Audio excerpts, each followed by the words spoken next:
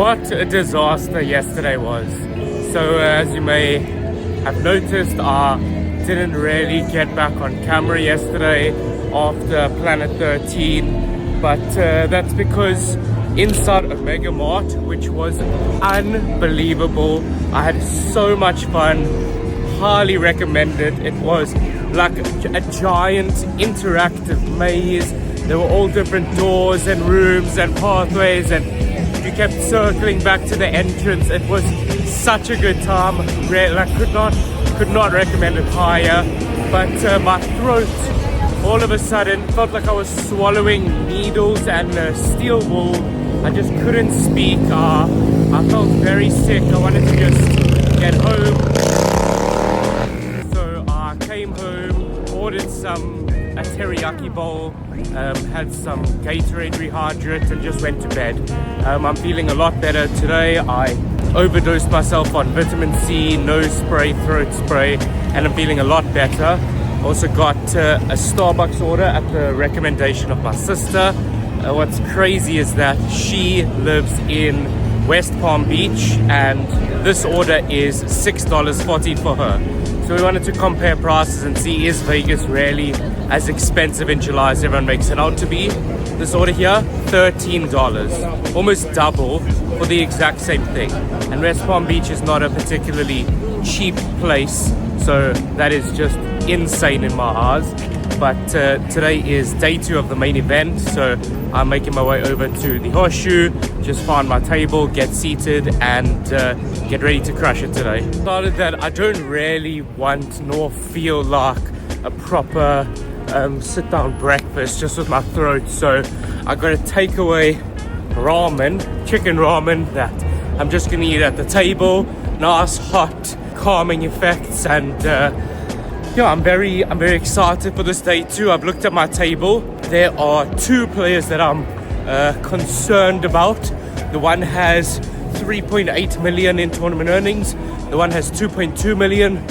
There's another guy with around 500,000, and the rest of them basically no hand in mob. So we're gonna just be very cognizant about how these sort of 3 more experienced players are playing. Luckily, I'm second in chips at my table, and the chip leader is seated to my right, which is better because I have position on him. So we're gonna just play according to how the table dynamic is. If I see these guys are tightening up and playing somewhat ABC, I'm gonna push a little. Conversely, if I see they're being very aggressive, I'll restrain myself a little bit and play with the softer opponents at the table.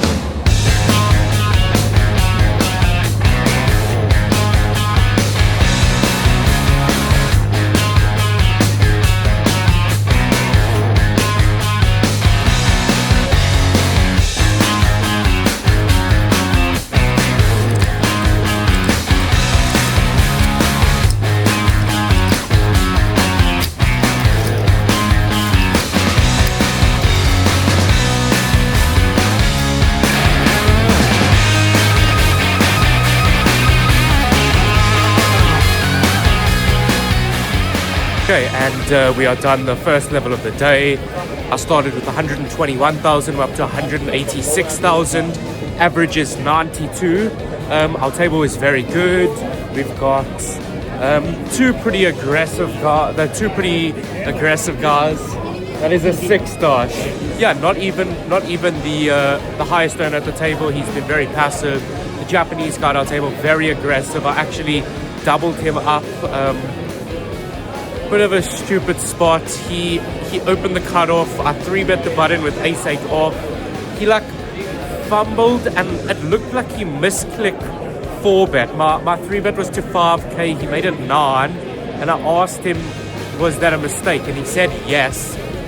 So I 5-bet him to 20,000, and he just ripped it all in for 40. And obviously I know he has a hand, but if he has anything other than exactly aces, I'm completely priced in.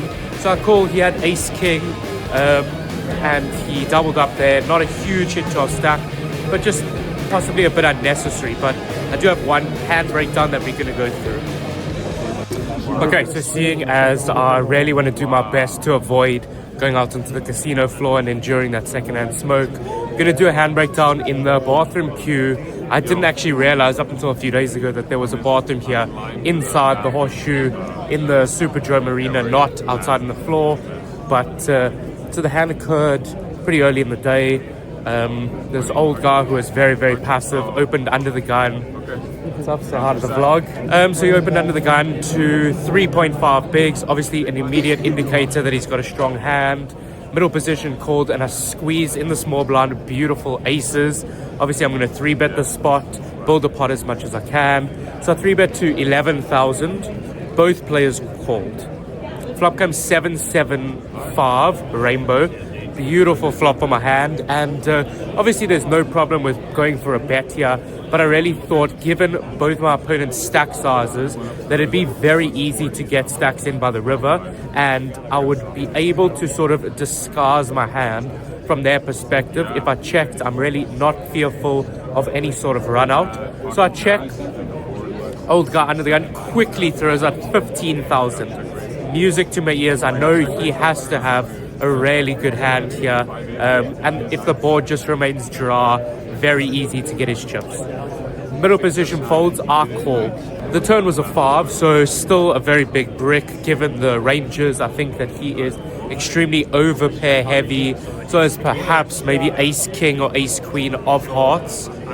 I check, he fires another 15,000. Yeah, stack sizes were at that kind of awkward sizing where I think it's okay to just jam, but I also didn't want to scare him into folding 10s or jacks or something like that. So I went for the kind of fish play and min raised.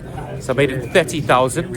He quickly called. He had 23,000 left in his stack. The river came an offsuit deuce. I jammed after a while, and he snap folded. So really strange hand.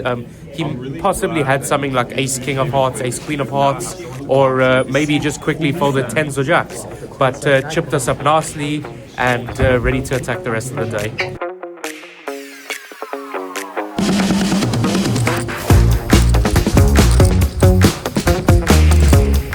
Okay, we are on the second break of the day. Average stack is 107,000 and we have 271. So really going well, very smooth sailing. But we have one hand breakdown that I think is crazy the way it transpired. And obviously it was in our favor. So we're playing 400, 800. I open pocket aces to 2,000. The player right next to me, who was the guy who had 3.8 million in tournament earnings, by far the biggest at the table. We were both sitting, well, he had over 100 bigs, I had him covered by a bit. He 3-bets to 8,500, music to my ears with aces. Everyone else folds, and I'm absolutely going to 4-bet here. So I 4-bet to 22,500, and he calls.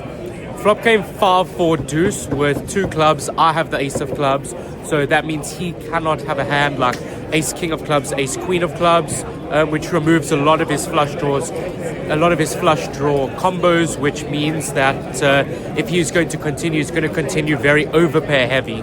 So I down bet to 10,000, already planning sort of that geometric sizing by the river that I spoke about in, I don't know if it was yesterday or the day before's vlog, and I think that's very important. Your c-bet size, you need to sort of already have a plan of how am I going to get the money in by the river using correct bet sizes. You know, if you c-bet way too small or way too big, there's going to be a very awkward stack behind left to shove the river. So I c-bet 10,000, and to my surprise, he raises me to 27,000. I cannot possibly justify a good reason for doing that. We're in a main event. It's a freeze out. We are super deep. I 4-bet. What does he expect me to continue with? Is he trying to get me to fold ace king? Like, okay, every time you're beat, I'm going to call. When you're ahead, I'm gonna fold. Like, it makes no sense to me. I call, very easy call. I don't want him to fold any card that he has, and I want to keep his entire range in. Turn was a jack, so now obviously, yes, if he has pocket jacks, that's not great. I check and he shoves. when he shoves, I really don't think he has jacks, as he would want to bet small, try to keep me in the pot, not scare me off with him now having the nuts. I pretty much snap call. He has queens, the river bricks off, and we stack him in a huge pot that I really think was crazily unnecessary. That on the little wheeler is Malcolm the Grande Mizrahi. Not too sure why he's in that cart. But yeah, that hand rocketed us up the leaderboard. We definitely are chip leading our table quite substantially, and I'm gonna just keep playing my game. You know, a lot of people skew very tight, very conservative. Some people are overly aggressive. I'm probably somewhere in the middle, leaning a bit towards the overly aggressive side. So I'm gonna keep sort of testing the pressure thresholds at my table. I'm gonna 3-bet late position opens quite wide. I'm gonna double barrel, things like that, where I have a high conviction that it's gonna work. If a spot is kind of iffy and I'm unsure, there I would rather take the conservative approach. But if I think that a bluff is gonna get through, there's a decent chance that I'm gonna take it, especially now that I have a stack that can withstand a knock from a misstep. Hopefully there are no missteps, but you know what I mean. Players in main event, you start with your entertainment.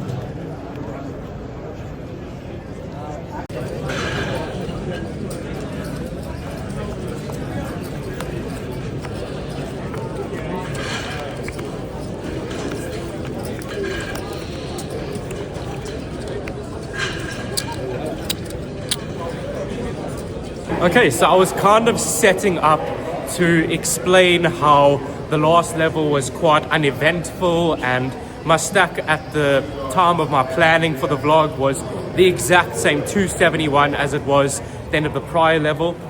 However, we have 379,000. That is absolute tons. We are coming back to 1k, 1.5k, and the vast majority of that came in one hand. So let's do a hand breakdown of that. We're playing 500 1k.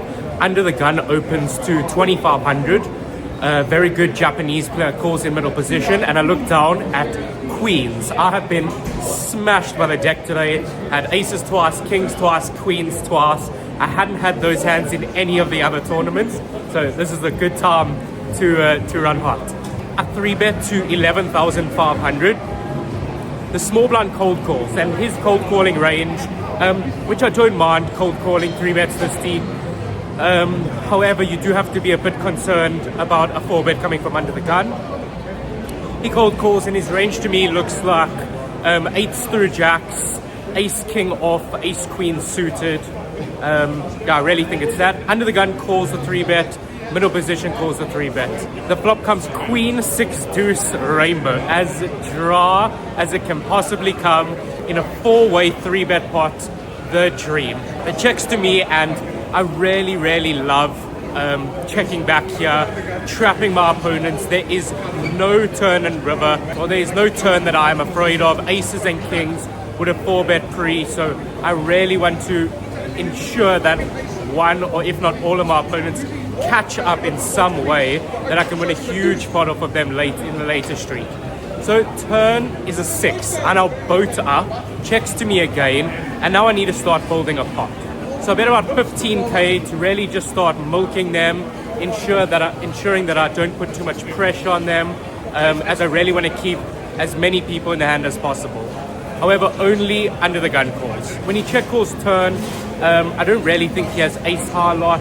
I think his hands look like pocket 9s, 10s, jacks, maybe the few combos left of ace queen, but the pot's getting quite sizable at this point. The turn also brought in a backdoor flush draw, so I think he can definitely have like ace jack of hearts, ace 10 of hearts, maybe ace 9 of hearts that I don't mind calling pre-flop either versus a 3-bet once there's a cold call in the middle. And the river's an offsuit 5, so we have the absolute nuts. I bet 45,000 on the river, so like a moderate bet. I didn't want to bet too much as to force a fold, but still enough that we would win a healthy pot. He tanked for a minute, paid us off, and we are flying. Huge chip lead at our table, and we're going to keep putting the pressure on right up until the end of the day. Yeah, I'm overzealous when I'm thinking about the cash flow. I never had no handouts, just came natural. I've been tested so much, all these wrestlers nice. All these different situations that I've been through. I seen pain trying to creep in through the window, but now I'm sliding through the hood in a Benzo. You gotta separate yourself just to elevate. I keep some drink in my cup to see through the hate. Sometimes on the road to glory, you gotta press the brakes. I got a lesson plan for all my past mistakes. I swear I'm proud of all my best and my worst days. Okay, we have made it to the last break of the day. One more level of play before we hopefully bag for the night. Now have 429,000 with the average being 152,000. So another great level. The day it kind of started off a bit rocky, where I doubled up a player in quite a cooler of 2-pair versus 2-pair. We both turned 2-pair, and I doubled him up. I troughed at around 260,000 after my first one and only failed bluff of the day that we're going to do a hand breakdown of. So the cutoff was a female Japanese player who seemed pretty tight the whole day. So we're playing 1,000, 1,500. She opened to 3,000. I defended the big blind with 9-7 of hearts, and we went to a flop of 8-3 deuce rainbow. I checked in flow, and she continued for 3,000. Now, on this board, very, very dry board, I have what I imagine would be quite an unnatural but a natural bluff with 3 to a straight, 3 to a flush. I think I can get her off of a lot of ace high, king high type hands. I can't just construct her range as being big over pairs. She should be wider than that opening from the cutoff, and I didn't feel that she would sort of play back at me or float those types of hands. I thought she'd play quite straightforward. So I check raised to 11,000, tanked for about 30 seconds and called. The turn was a deuce, and I think this is definitely a very good barrel card, as my value range is pocket 8s, pocket 3s, pocket deuces, deuce 3 suited. Probably not defending 8 deuce and 8-3 suited. So yes, I do have somewhat of a narrow-ish value range, and I think you can throw in all combos of ace-8 as well into my value range. So I barreled for 17,000, really starting to apply pressure to what I perceived was a middling strength 8, and she called. The river was a queen, which is quite a brick. I mean, she wouldn't be floating flop and turn with something like ace queen. There's now a reduced combo of queens. So I decided to put her all in, and she was visibly extremely uncomfortable. I thought this bluff would get through a large portion of the time, but after like 4 or 5 minutes of tanking, she called and rolled over king 8. So it's a very good call on her part, and I think it's a good bluff on my part. I'm not sure. At least I had the stack to withstand it. But either way, a few minutes later, we got into the dream scenario where it went open, 3-bet by the same female player. I 4-bet with aces. She 5-bet jammed. We called, we held, and all's well that ends well. So looking very forward to the last level of the day, where hopefully we can bag a huge stack.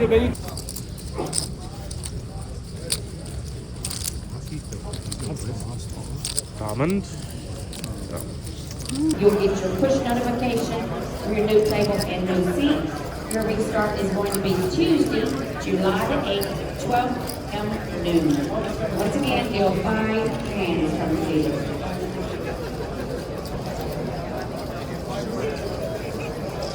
And that is a wrap on day 2 of the World Series of Poker main event. I have bagged a pretty healthy 319,000. The average is 180,000. Obviously, this is not my peak. I peaked at like 480. Would have been just an insanely huge stack. But a failed 4-bet semi-bluff, I would say. That is quite an interesting spot, and I think I actually want to do a bit of a breakdown of it. So to start off with, my table had begun to become aware of my hyper aggressive style of play, which it has always been my style of play, and in my strong opinion, the correct style of play. I had the highest VPIP, highest 3-bet, highest squeeze at my table by miles, and also had the biggest stack, so that definitely helps you accrue chips. Playing 1K, 2K, I opened the hijack with pocket nines to 5K, the cutoff called and the button called. The small blind, who was a young, like wannabe pro Canadian, 3-bet to 26K off of 150K stack.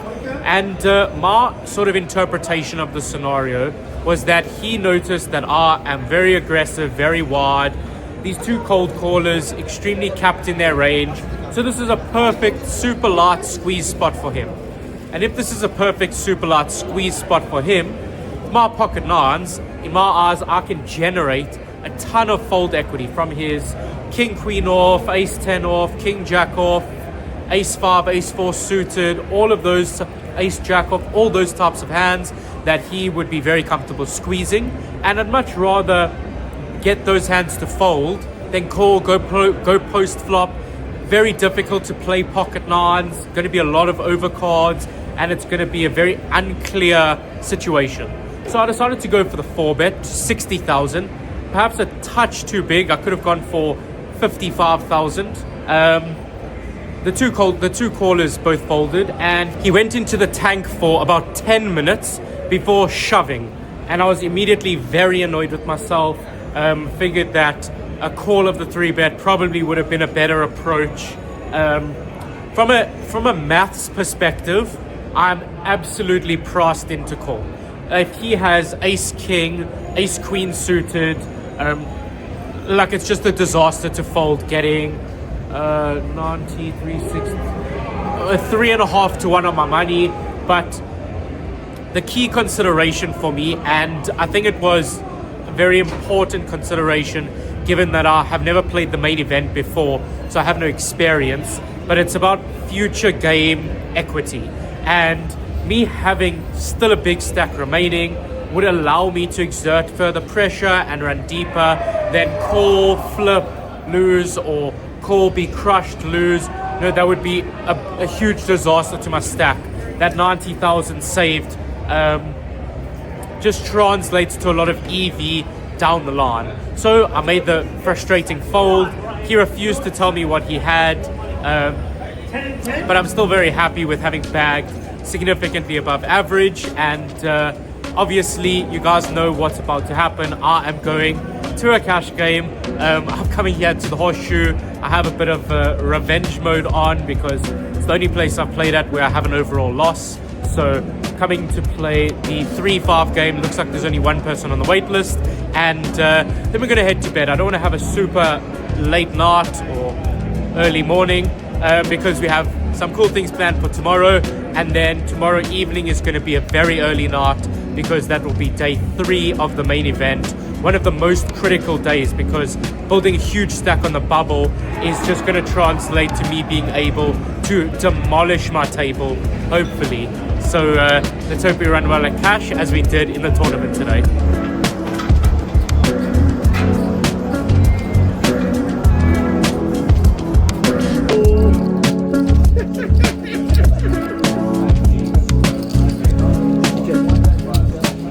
So it is 6:45 in the morning.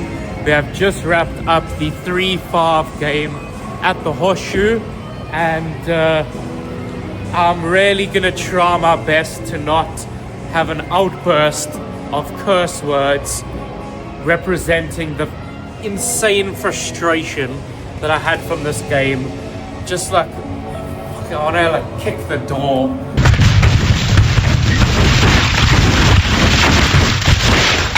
Yeah, I was up a few hundred within the first 2 hours, then bluffed it all off in a spot that I did. There's a great bluff. Got a hero called ridiculously. Made it all back. Was kind of even-ish.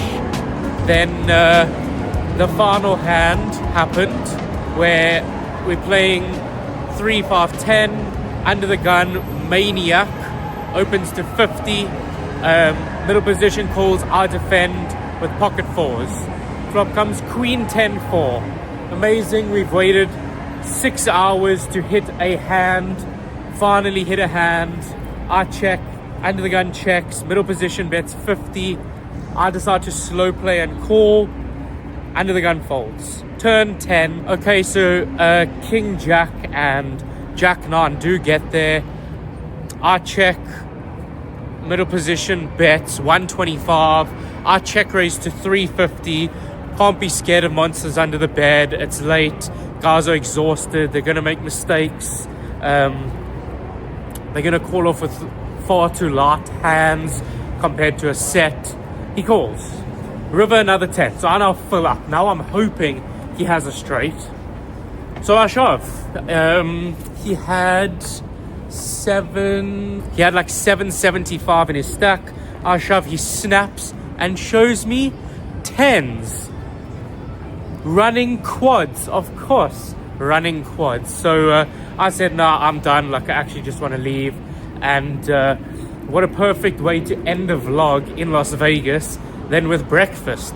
So I'm finally going to make my way over. Can't go that way. Make my way over to the Cosmo to finally get a breakfast sandwich from Egg Slut, and just want to go to bed after this really shit session that I'm quite annoyed with. The horseshoe seems to be a bit of a problem area for me this trip. Last trip was very profitable, and I've now played 2 sessions there with 2 stupid losses that shouldn't have happened. I'm glad to get the run bad out the way before the main event. After we have a bit of a sleep this afternoon, the rest of the day is going to be all about relaxation and recovery with no more poker for the day. Just going to be prepping for the main event, day 3. We stood in the pretty quick but long queue at Egg Slut here at Cosmo, and we got their Fairfax breakfast sandwich as well as a side of hash browns that are cooked in delicious duck fat.